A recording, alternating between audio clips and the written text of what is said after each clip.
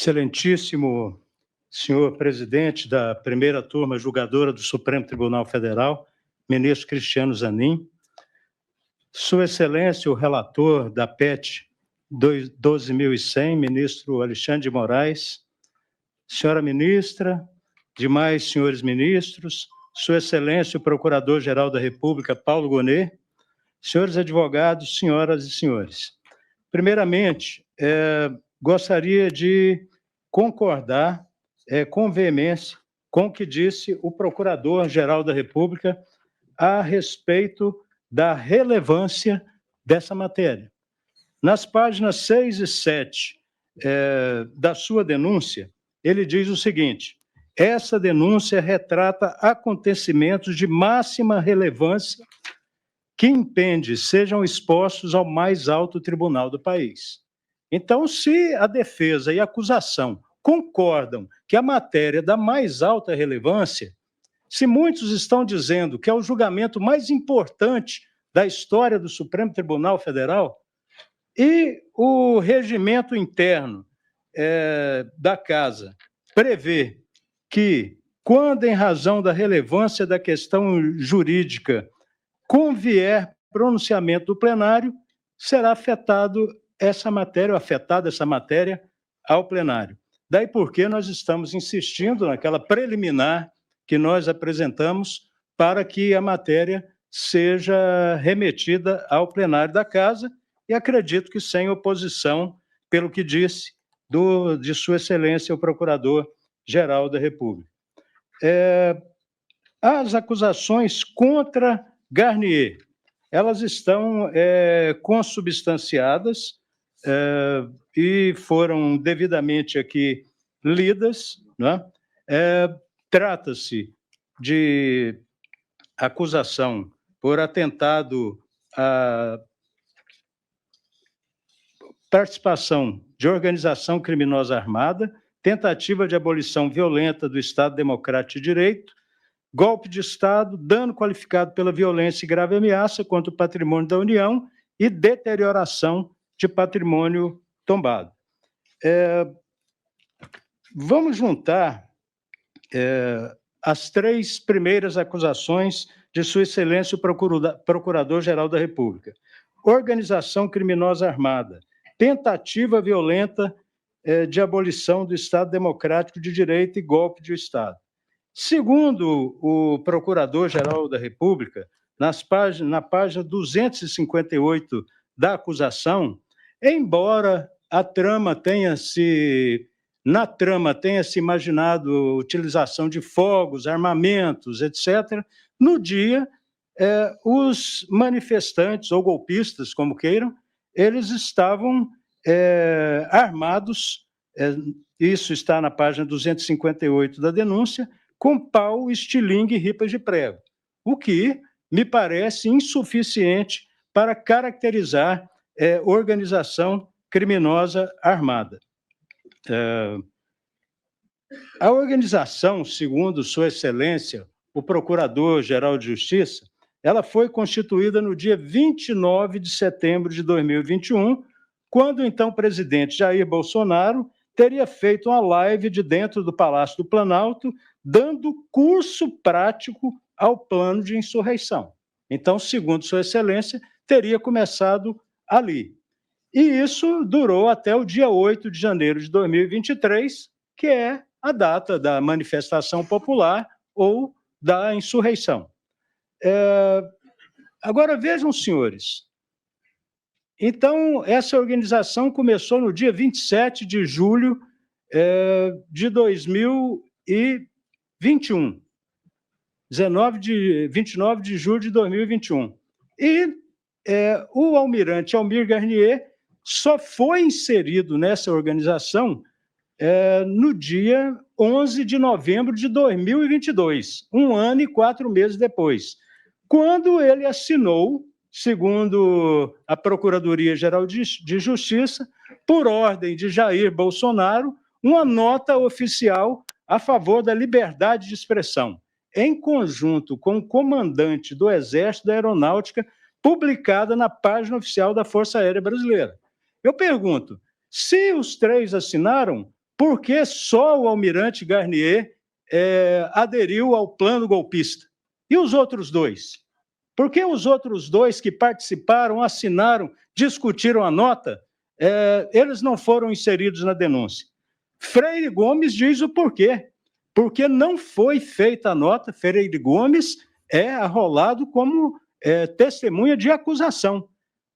Foi publicada não a mando de Jair Bolsonaro, porque tinha um propósito pacificador.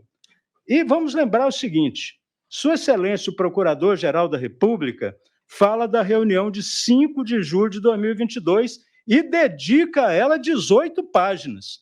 Para ele é um momento crucial dessa organização criminosa. Por quê? Falou-se em uso de força. Foram palavras que ele disse aqui mesmo. No entanto, nesse dia, estavam presentes nessa reunião e, lamentavelmente, não foram listadas na denúncia Freire Gomes e Batista Júnior. E estava ausente Almir Garnier. E lá foi quando teria o ex-presidente Jair Bolsonaro dado aquele ultimato. Quem tem alguma coisa aqui para falar, fale agora ou cale-se para sempre. E os dois, Freire Gomes e Batista Júnior, permaneceram em silêncio. E a Procuradoria-Geral da República não considerou que esse silêncio fosse um apoio manifesto ao golpe de Estado. No dia 7 de dezembro, é a segunda acusação, o segundo momento contra Almir Garnier. Diz Sua Excelência o Procurador-Geral da República que foi apresentada, Bolsonaro apresentou aos comandantes, aos três, a minuta de golpe e tenta convencê-los a fornecer apoio necessário à ruptura institucional. Só que, segundo a Procuradoria-Geral da República, Garnier se colocou à disposição. E, segundo a Procuradoria-Geral da República, quem disse isso foram Batista Júnior e Freire Gomes. Agora, lamentavelmente, Batista Júnior, nesse momento, estava dando uma palestra em Pirassununga. Portanto, ele não tinha como ter ouvido isso. E a própria Procuradoria-Geral da República faz essa afirmação, né? E depois, lá na frente, diz que ele estava em Pirassununga. Então, não era de desconhecimento. Portanto, Batista Júnior não falou isso. E segundo, Freire Gomes também não disse isso. Está aí no depoimento prestado na Polícia Federal. Ele apenas afirma que o documento apresentado estava em estudo e, quando concluído, seria reportado aos comandantes. Daí aparece o terceiro momento em que o almirante Garnier teria participado decisivamente dessa organização criminosa. No dia 14 de dezembro, o ministro da Defesa reúne os três comandantes. E Garnier, segundo palavras da Procuradoria-Geral da República, anuiu ao golpe. Mas anuiu como? Ficou calado. Mas naquele dia fatídico, lá, os 5 de julho, os dois outros comandantes não ficaram calados quando teriam ouvido do presidente Bolsonaro para que eles se manifestassem, quem tivesse algo contra, inclusive o uso da força?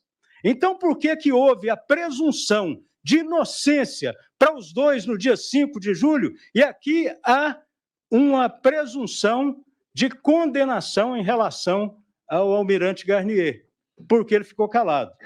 E mais, ele teria entrado na organização criminosa, segundo o Procurador-Geral da República, para influenciar os demais. E como é que alguém entra em algo para influenciar os demais e permanece calado? Qual o método que ele teria utilizado para convencer os demais? Telepatia? Porque ele ficou calado. E ele ficar em silêncio pressupõe que ele é culpado? Tem vários momentos no direito e que isso não é admitido. A verdade, senhores, também houve mensagem entre terceiros, Braga Neto manda elogiar Garnier e atacar Batista Júnior. Tem mensagem. Sérgio Cavalieri e Mauro Cid dizem que Garnier tinha tanques para agir. Riva, que não foi identificado pela Polícia Federal, diz que Bolsonaro deveria ter iniciado o golpe só com a Marinha. Qual a verdade, senhores? As tropas da Marinha só podem ser movimentadas com autorização do Comando de Operações Navais. E o comandante do Comando de Operações Navais era o atual comandante da Marinha, Olsen. E o atual comandante da Marinha diz claramente, numa nota, que eu até fico abismado que essa nota não tenha sido publicada, uma nota do dia 27 de novembro, essa nota, depois de concluído o relatório, diz claramente que isso jamais aconteceu. Até porque, se tivesse acontecido, Olsen teria que estar aqui. Então, ele disse, em relação às matérias veiculadas na mídia que mencionam tanques nas ruas prontos para o golpe, a Marinha do Brasil afiança que em nenhum momento houve ordem, planejamento ou mobilização de veículos blindados para execução de ações que tentassem abolir o Estado Democrático de Direito. Esse era o homem encarregado de mobilizar as tropas. Então, isso também não aconteceu. O fato é que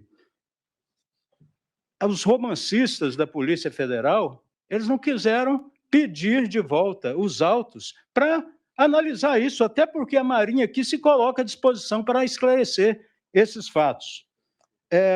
Foram analisados mais de 250 milhões de áudios e mensagens pela Polícia Federal e Ministério Público Federal. 250 milhões, nenhum foi enviado ou recebido pelo almirante Garnier. Foi feita busca e apreensão na casa dele, apreendido aparelho celular, apreendido agenda e tudo mais. E nada foi encontrado contra o almirante Garnier. No caso do crime de dano ao patrimônio público e deterioração do patrimônio tombado, é um nonsense. Não existe nada. A Polícia Federal não concluiu isso. Ele não foi indiciado por isso. Simplesmente na denúncia jogaram isso. E de qual é o motivo? Ele fazia parte da organização criminosa. Então não há acusação, não há ato. Ao contrário do que foi dito aqui, no caso específico desses dois crimes, o artigo 41 foi violado. A denúncia é inepta. Ela não menciona de que forma o almirante Garnier contribuiu para os atos do dia 8 de janeiro. Falta liame subjetivo. E todos nós sabemos o seguinte, precisa ter um mínimo de lastro probatório. Um mínimo.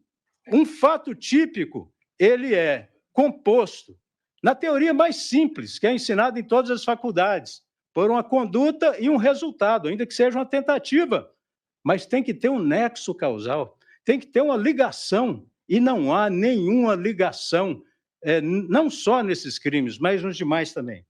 Daí, senhoras e senhores, nós estamos pedindo a rejeição da denúncia, por falta de justa causa, o artigo 395.3 do Código de Processo Penal. Tem que ter elementos mínimos. Contra o almirante Garnier, só há invencionista. E não precisa mergulhar na prova para isso, não. Isso está na denúncia, nas contradições da própria denúncia. E é caso de apreciação, porque o artigo 395.3 diz claramente rejeitar a denúncia que não tenha justa causa. Diante de tudo isso, tinha ainda muito a ser dito, mas o tempo é muito limitado, eu peço a Vossa Excelência, primeiro, que afetem ao plenário da Casa esse processo, porque o próprio Procurador-Geral da República diz que ela é de alta relevância, e que rejeite a denúncia, porque em uma parte ela é inepta e em outra parte não há justa causa para recebê-la. Agradeço a Vossas Excelências.